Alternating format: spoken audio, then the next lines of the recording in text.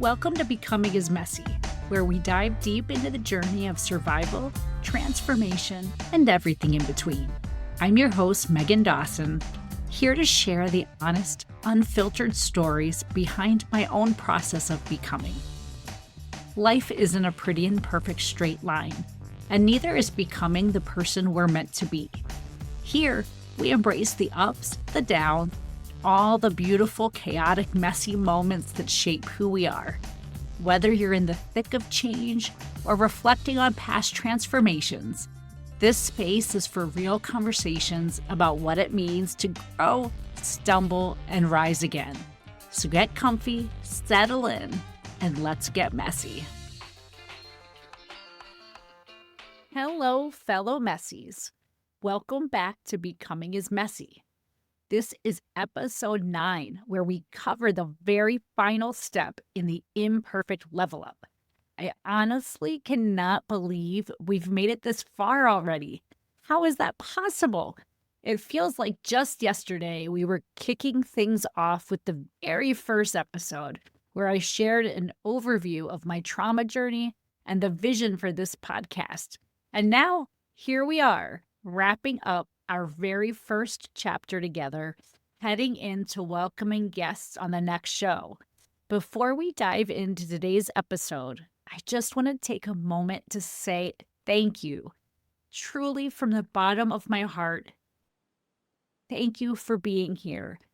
Whether you've been here since day one, or you just discovered Becoming is Messy, I am so grateful for you.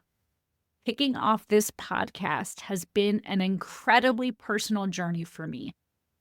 Part storytelling, part growth, part therapy, and having this community along for the ride means everything.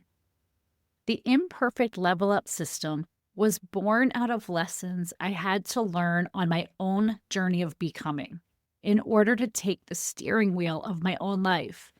In the 10 years since embracing my healing needs, I've witnessed how possible it is to take control of your own narrative. During my first 30 years, I settled for scraps of affection. I was so fearful of abandonment that I pushed my own pain down to keep the peace with everybody else, and I let the shame of my secrets keep me held down. The many topics covered so far, learning to trust our inner voice, exploring childhood wounds without shame, valuing even the messiest of life lessons, leaning into our unique healing needs, and ultimately embracing who we are unapologetically, were the exact steps that I followed to walk into my own power. If you find yourself stuck, repeating unhealthy patterns, living small, and accommodating to everyone's needs but your own, I am certain that these same steps can be transformational for you too. That transformation can be helped by our final step in the Imperfect Level Up system. Today's topic, the letter P, which stands for Pass It On, Share Your Own Imperfect Level Up. This one has been so big for me because healing, it's never just about us. Since I walked my own imperfect level up 10 years ago, I have shared the knowledge I learned with many of the women closest to me. Seeing the impact these lessons have had for others as well is the main reason for launching the Becoming is Messy podcast. If these steps were able to empower me and the women I love, I believe strongly that they can empower you too. So, why is sharing our growth journey so important? In short, it can be so beneficial to both the storyteller and the recipient. Studies show that teaching something to others deepens our own understanding of it. When we share our knowledge, our brains create stronger neural connections, making the information stick even more. Harvard studies have shown that people who mentor others or share personal growth experiences see an increase in self-confidence, improved emotional intelligence, and even better long-term well-being. There's something truly powerful about stepping into the role of a guide for others. It reinforces the lessons we've learned and helps us to stay accountable to our own healing. In a study by the University of California, researchers found that when people share their stories of resilience, it helps others process their own struggles more effectively. It's like giving someone else a roadmap, letting them know that even in the darkest times, there is a way forward. Storytelling is a huge part of how we connect as humans. Neuroscience tells us that when we share personal stories, we activate mirror neurons in other people's brains. This means that when you talk about your journey, someone else might feel deeply seen, understood, and even inspired to begin their own healing. And let's not forget the ripple effect.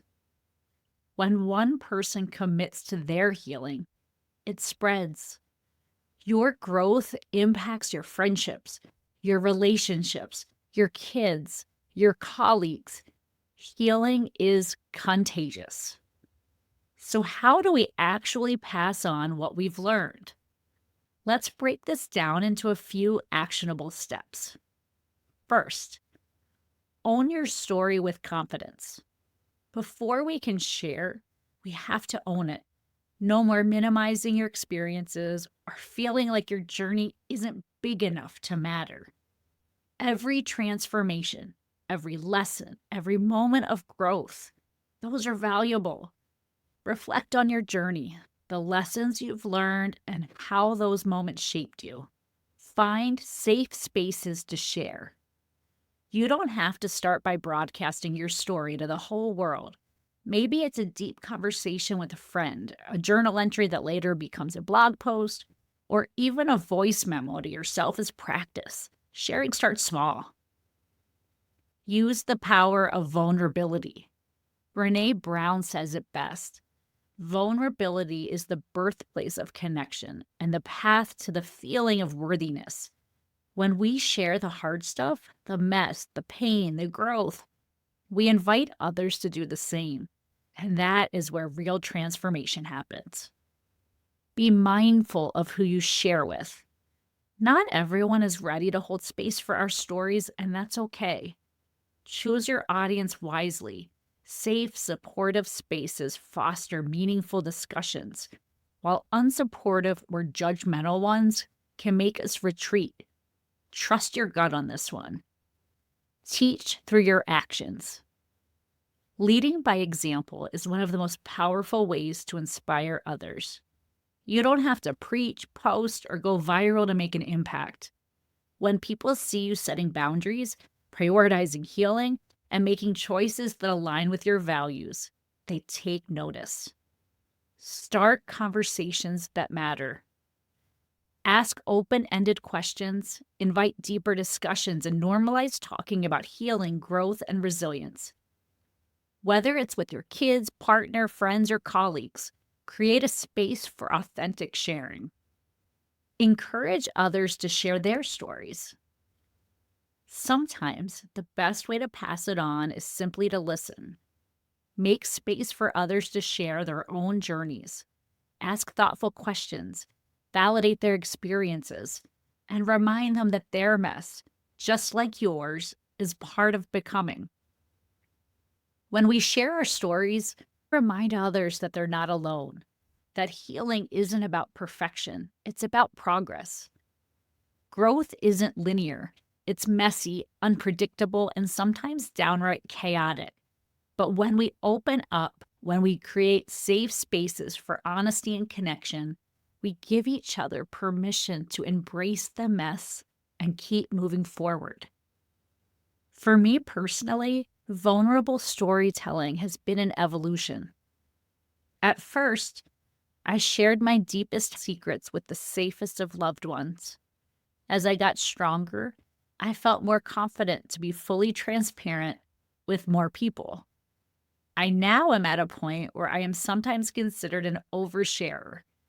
I mean, The secrets that weighed me down with shame just a decade ago, I am now putting out for anybody to hear in this podcast. But for me, the depth of the connections and the further growth I've gained by sharing far outweigh any criticism I've received for sharing too much. Sharing my story has helped me to see that we all are a mix of light and dark. I have yet to meet somebody who has no guilt about their past transgressions, things that they recognize as not their best behaviors. But we don't have to be defined by our darkest moments. It is so freeing to release them from their hold over us.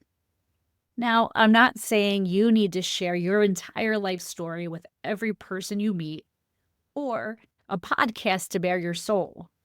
Vulnerability isn't about oversharing. It's about intentional sharing in spaces that feel safe and supportive. The size of your circle doesn't matter nearly as much as the depth of trust within it. What's most important is having at least one person with whom you can be completely honest without fear of judgment, because most of us are already our own harshest critics. We all need that one person who listens, holds space, and reminds us that our truth is valid exactly as it is. Your story, no matter how unfinished, how raw, how complicated, has power. Whether you share it with one person or 1,000, whether it's spoken aloud or lived through your actions, your growth creates a ripple effect that extends far beyond what you can see.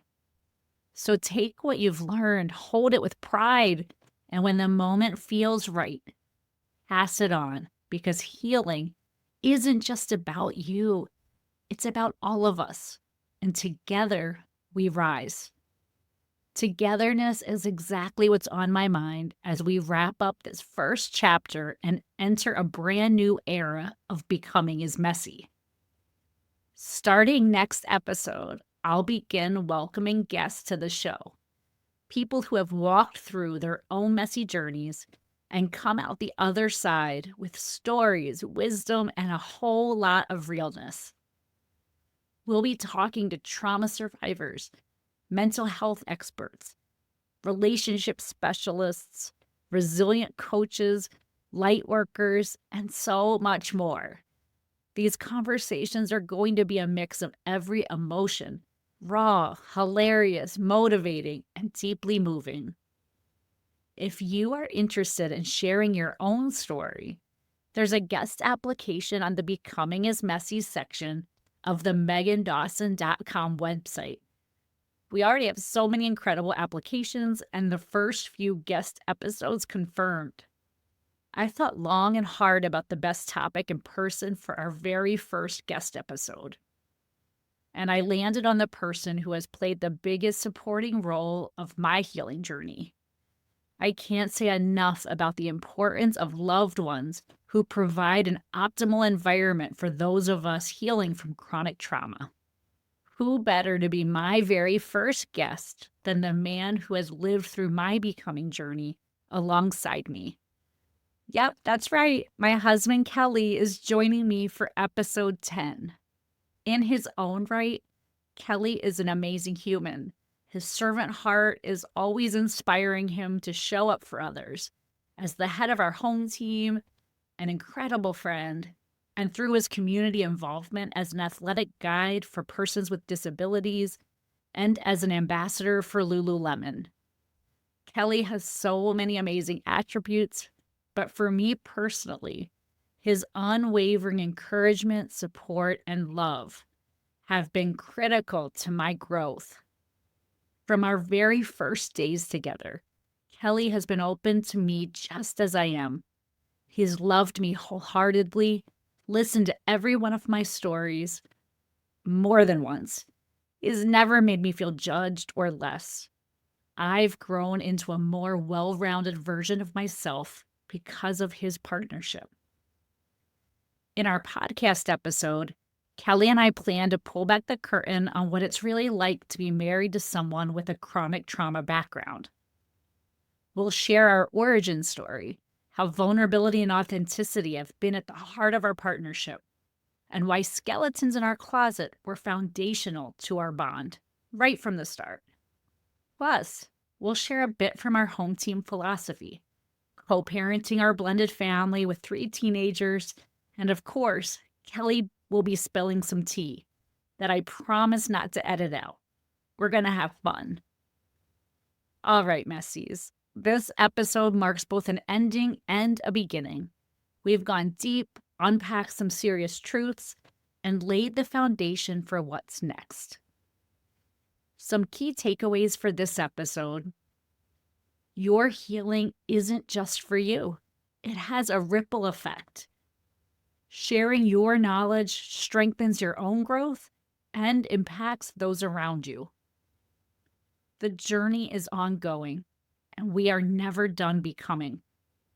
If this podcast has resonated with you, share it with a fellow Messi who needs to hear it. Let's grow this community together, and make sure you've hit the follow button. You do not want to miss our upcoming episodes. Thanks again for a warm welcome to my solo kickoff to the Becoming is Messy podcast. It's now time to bring in some new voices. See you next week for our very first guest. Before we wrap today, I want to invite you to be part of the Becoming is Messy community. Subscribe to the podcast so you don't miss a single episode. And if there's anything that resonates with you, please leave a review. Your feedback means the world to me, and it helps other people find this community. Follow me on social media. I'd love to hear your ideas for future topics, your questions, and stories from your own messy moments. And if you're feeling inspired, check out the Becoming is Messy shop, where you can grab a mug, a t-shirt, or something else that reminds you to embrace your messy magic every single day. A huge thank you to the incredible Wolves and Sheep for providing the music for Becoming is Messy. Check them out on your favorite music streaming platform. As we close out today's episode, remember this: messy is just another word for growing. So keep showing up, keep laughing, and keep making beautifully awkward progress. Until next time, stay messy, my friends.